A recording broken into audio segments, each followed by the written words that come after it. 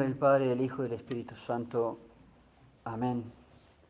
Todo en María y por María y por las benditas almas del purgatorio, la patrona de nuestra ciudad, la patrona de Bogotá, la patrona de la capital de la patria. Qué cosa estos países modernos y todo el catolicismo que ha desaparecido, ni siquiera es feriado. Aún en mi país, siendo liberales espantosos, porque somos espantosamente liberales y tristemente, es feriado. Por ejemplo, el patrono de mi ciudad, que es San Jerónimo. Pero aquí en Bogotá no. Fiesta de primerísima clase y toda la ciudad como si nada. Trataremos de por lo menos hacerle un pequeño homenaje con nuestra misa cantada y las pequeñas palabras que diremos. Santa Isabel de Hungría, santa del famosísimo siglo XIII, que se los he nombrado innumerables veces en las prédicas del siglo de oro de la cristiandad, el siglo de oro del catolicismo, de Santo Tomás de Aquino, San Francisco de Asís, San Antonio, San Fernando, San Luis de Francia, Santa Isabel de Hungría, el siglo, la cumbre, con defectos, pero la cumbre es lo que puede llegar a ser el ser humano aquí en la tierra. Fue el siglo de oro de la cristiandad europea, ya saben, obra de nosotros los católicos, obra de la Iglesia Católica. Y ella nació allí, en ese siglo de oro, cuando llegamos a la cumbre de lo que puede la civilización del ser humano aquí en la tierra. ¿Y por qué se llegó a la cumbre? Porque estaba de la mano con la Iglesia Católica, estaba de la mano con Dios, y es la única forma como el ser humano crece, la cumbre. Ella nació en esa época y murió jovencísima, y llegó a una santidad eximia, 23 años, ya lo hemos comentado, ¿no? Estos santos que nos dejan pasmados y con la boca abierta del asombro, que viven tan poquito tiempo y son grandísimos santos. No había cumplido 24 años cuando ya murió. Había nacido en Hungría, era hija del rey de Hungría, del rey Andrés, y ya desde muy pequeña, lo habíamos comentado, la mandaron hacia Alemania desde Hungría a Turingia para que estuviera en la corte y ser educada en la corte de Turingia para ser la futura esposa del sucesor del landgrave, creo que se dice allí en Alemania, del duque de Turingia, y así lo fue. Casada muy jovencita, como era la costumbre de la época, y también lo he comentado, lo que fue la educación católica, que hacía verdaderas mamás y verdaderas esposas a los 14, a los 15 años, y eso se perdió. Hoy, con el mayor respeto, una jovencita a los 15, 16 años anda como en las bobalicadas totales, y en esa época podían ser reinas, podían ser mamás, podían ser esposas, y si venía el caso podían ser guerreras, como Santa Juana de Arco también, que muy jovencita lo hizo. ¿Cómo hemos decaído? La inmadurez que hay tanto en los hombres como en las mujeres. Ella fue mamá muy prontamente, a los 14 años ya estaba casada, y queda viuda, jovencísima, a los 20 años. Y para los 20 años, familia numerosa, la gloria del catolicismo. Tenía tan solo 6 años de casada, se le muere su esposo, porque además, para la época, no sé cuántos meses hacía que la había dejado, porque se había ofrecido, como eran los hombres en esa época, para cruzado, para participar en una de las cruzadas en la guerra contra los musulmanes, para recuperar los terrenos de Dios nuestro Señor Jesucristo, Tierra Santa, y él parte y ni siquiera llega. Muere, si mal no recuerdo, en la cercanía de las costas de Grecia, bastante lejos todavía de Tierra Santa. En el camino ya muere por una enfermedad y queda viuda a los 20 años. Y con 20 años, esta jovencita en una de las biografías nos dice que tenía 4 hijos. Leí otra que dice 3, me gustó más la que dice 4. En esos temas a veces hay alguna divergencia. 4 hijos a los 20 años. ¿Cuánto hubiera tenido si su esposo hubiera seguido vivo? Y muere a los 23. Muere 3 años después de quedar viuda. Se había ofrecido su esposo, también como eran los hombres. Su esposo se tuvo que hacer cargo del ducado de Turingia en Alemania a los 16 años.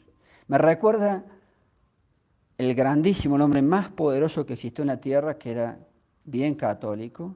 Carlos V se tuvo que hacer cargo de España y del Imperio Romano Germánico. Y de España primero, antes de ser declarado emperador, creo que tenía 15, si mi memoria está fallando. ¿Cómo eran los hombres de esa época? ¿Cómo eran las damas de esa época? Repetimos entonces, se muere, le llevaba 7 años su esposo, se muere con 27 años de edad yendo a la cruzada de las órdenes de Federico Barbarroja, viuda a los 20. Ella amaba entrañabilísimamente a su esposo, una gran esposa católica, y en ese dolor y trance durísimo para ella, sin embargo, se guarda una de las frases que dijo cuando queda viuda, y dice así: Dios mío, aún cuando para resucitarlo, sí, para resucitar a su esposo, repito, Dios mío, aún cuando para resucitarlo, si yo no tuviese más que dar un solo cabello, yo no lo daría si eso fuese contra vuestra voluntad. Vale decir, si Dios, por algún designio misterioso, quiso el dolor de quedar viuda, y esa es su voluntad, y le dijeran que con un solo cabello ella podría resucitar a su esposo, ella no lo haría si la voluntad de Dios no fuese tal. Tiene que ver con lo que hablábamos de la perfecta conformidad con la voluntad de Dios, que es tal vez la característica más fuerte de ese amor extrañísimo en el cual se ejercitan las almas del purgatorio, que están totalmente centradas en Dios, y en medio de terribles dolores, ella tenía el dolor de perder un esposo que amaba muchísimo, y siendo muy jovencita, en medio de esos terribles dolores, las almas del purgatorio, decíamos el domingo, están fijas y conformes, sabiendo que en medio de sus sufrimientos, y eso les da un consuelo, cumplen con la voluntad de Dios. Y ella, ni un cabello yo daría si tu voluntad fuese que él se falleciese o permanezca fallecido. Cuando es viuda, la despojan de todos sus bienes, la acusa a su cuñado de ser disipadora de los bienes del ducado, diríamos así, y tiene que vivir muy pobremente, hija de rey, con sus hijos. Recobró después sus bienes, distribuyó a sus hijos lo que correspondía, y la parte que a ella le tocaba la distribuyó entre los fieles para vivir en la pobreza terciaria franciscana. Yo no recuerdo si ella no es la patrona de los terciarios franciscanos, y muere, como decíamos recién, con tan solo 23 años de edad, en el año 1231, en pleno siglo XIII. La Iglesia Católica para estos casos pone lo que escuchábamos recién, el elogio de la mujer fuerte, y en latín el adjetivo fortis se puede traducir también valiente, porque hay que ser una mujer bien valiente para llevar adelante como Dios manda, bien católicamente, un matrimonio y una familia, y la educación bien católica para que sean santos de sus hijos. La mujer valiente, la mujer fortis, en latín. La canoniza el Papa Gregorio IX, que la llegó a llamar la mujer más grande de Alemania en la Edad Media, la mujer más grande de Alemania en la Edad Media. Así le elogia el Papa, que la declara santa. Y después tenemos la particularidad para la ciudad de Bogotá, que están parte de sus restos aquí. Hay algunos huesos y parte de su cráneo aquí en esta propia ciudad. De hecho, alguna vez, 2 veces por lo menos creo haber intentado en 15 años ir a ver los restos, y nunca he podido, porque la supuesta capilla que está allí en la catedral con sus restos siempre está cerrada, es una de las laterales sobre el lado derecho. Pero acá tenemos otra historia muy linda de saber cómo termina siendo la patrona y cómo termina siendo los restos, que yo creo, cómo terminan estando los restos aquí, que yo creo que la mayoría de los colombianos ni saben esas cosas. Tiene que ver un franciscano, ya que ella es la patrona de la tercera, pertenecía a la tercera orden de San Francisco, no recuerdo ahora exactamente si era la patrona, creo que sí.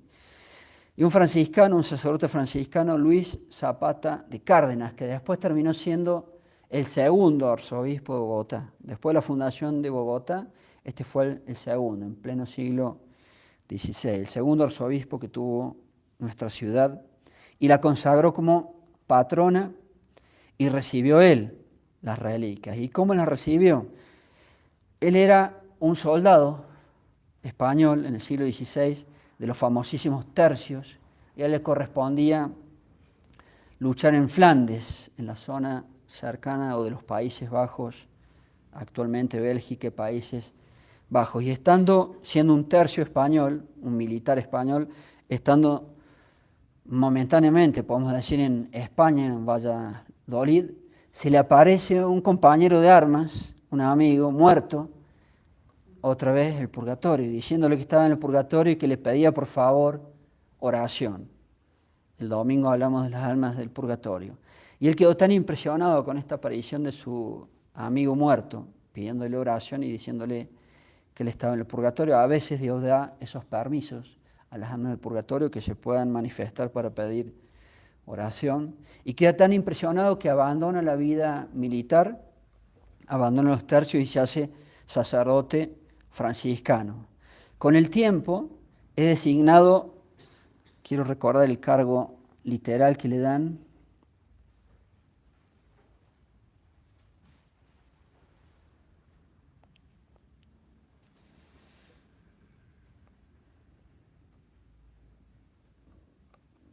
es nombrado en los franciscanos visitador de los franciscanos en América. Lo mandan como inspector, digamos así, a América. Después de estas labores termina siendo... ¿y cómo llegan los restos de Santa Isabel de Hungría a España primero? Con las profanaciones, qué vergüenza el daño que se ha hecho a la Iglesia Católica, con las profanaciones que hicieron los de la herejía protestante, los restos de Santa Isabel de Hungría que estaban en Turingia, estaban en Alemania, fueron profanados. Eso es muy común que los herejes toman los restos óseos de los santos y hacen profanaciones. Mas, sin embargo, este gran emperador que nombrábamos recién, Carlos V, se ocupa con toda su autoridad de recuperar al menos parte, no tengo conocimiento si todos, no creo que haya recuperado todos, y cuando los recuperan, a los restos, o los que hayan podido recuperar a Santa Isabel de Hungría, algunos son mandados a Bélgica y otros son mandados a Madrid, a España. Ese es el primer paso de cómo llegan finalmente a Bogotá. Muere Carlos V y es sucedido por su hijo Felipe II, otro grandísimo y catoliquísimo rey de España. Y una de sus esposas, la cuarta esposa, enviudó muchísimo, el rey Felipe II. Su cuarta esposa, Ana de Austria, tenía un conocimiento muy directo, no sé si como confesor, de este sacerdote que fue, repito, el segundo arzobispo de Bogotá, todavía estaba en España, Luis Zapata de Cárdenas, y siendo su confesor o una persona de confianza de la reina, es nombrado el segundo obispo de Bogotá, y antes de viajar, la misma reina le da estas reliquias para que las lleve a esa ciudad de América en la cual él va a ser obispo. Y esa es la historia de cómo llegan los restos de Santa Isabel de Hungría acá, y él, siendo obispo, la declara patrona de la diócesis de Bogotá. Como decíamos, en estos años que llevo aquí, por lo menos 2 veces creo haber intentado, nunca he podido ver a los restos, y alguna información dice que no los ponen en exposición, que los tienen en seguridad porque forman parte de los tesoros de la catedral y solamente los exponen hoy, el 17 de noviembre. Sería bueno algún día intentar visitar los restos de la patrona de Bogotá allí para rezarle. Están en una especie de busto de plata y adentro están los restos óseos de ella y tiene un pequeño orificio para poder verlos. Por último, ¿qué otro punto recalcar de ella? Por lo menos 2 se me vienen tengo en este momento en la mente. Uno, lo que es el esfuerzo de llevar adelante una familia y ser una mujer virtuosa. Otra de las tantas características que da la Iglesia Católica para la fiesta de ella en el misal. Se levanta cuando aún es de noche. Madrugar, no ser perezosos en la cama. Nuestras hermanas se levantan cuando todavía es bastante de noche, a las 3 de la mañana. Y las jovencitas valientes que vienen a hacer su experiencia se encuentran con un esfuerzo allí. Pues bien, una mujer santa, una mujer virtuosa se levanta cuando aún es de noche, cuando todavía está oscuro. Y nuestras hermanas se levantan cuando está bien oscuro todavía. Faltan por lo menos 2 horas y media para que aclare el cielo. Otra de las características, y cómo no recalcarla, y termino con eso, la familia numerosa, decíamos, la familia numerosa. Con tan solo 20 años ya tenía 4 hijos. ¿Cuántos hubiera tenido si hubiera quedado vivo su esposo. La familia numerosa. El fin principal del matrimonio, la gloria del catolicismo hasta la malhadada, y las cosas malas se pueden maldecir, y maldita década de los 60, con todo, la píldora, los Beatles y todo el Concilio Vaticano II y la falsa religión moderna. Hasta entonces los católicos teníamos muchos niños y era una gloria el catolicismo. Hoy en día esta santa, que es la patrona de Bogotá, también es otra bofetada contra la maldita anticoncepción y planificación, y ni hablemos del aborto. Entonces, para aquellos que tengan vocación de familia, de formar una familia, de matrimonio, ya saben que es uno de los objetivos.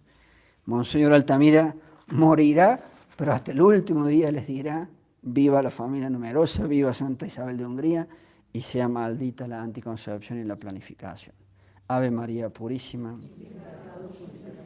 En nombre del Padre, y del Hijo, y del Espíritu Santo. Amén.